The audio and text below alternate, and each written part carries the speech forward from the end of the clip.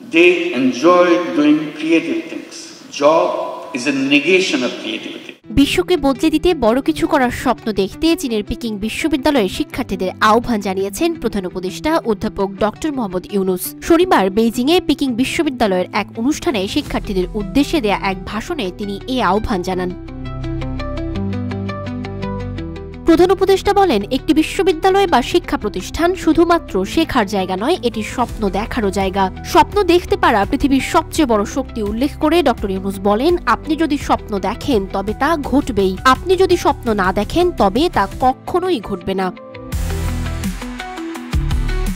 শিক্ষার্থীদের অতীতের দিকে নজর দেওয়ার অনুরোধ করে প্রধান উপদেষ্টা বলেন, যা কিছু ঘটেছে কেউ না কেউ আগে তা কল্পনা করেছিল। কল্পনা যে কোনো কিছুর থেকে বেশি শক্তিশালী। ডক্টর ইউনুস বলেন, কিন্তু মানব সভ্যতার যাত্রা হলো অসম্ভবকে সম্ভব করা। সেটাই আমাদের কাজ, আর আমরাই তা করতে পারি। অনুষ্ঠানে প্রধান উপদেষ্টা অধ্যাপক ডক্টর মোহাম্মদ ইউনুসকে পিকিং বিশ্ববিদ্যালয় থেকে সম্মানসূচক ডক্টরেট ডিগ্রি প্রদান করা হয়। পিকিং বিশ্ববিদ্যালয় কাউন্সিলের সভাপতি হে গুয়াংচাই এবং বিশ্ববিদ্যালয়ের প্রেসিডেন্ট গং জিহুয়াং অনুষ্ঠানে বক্তব্য রাখেন।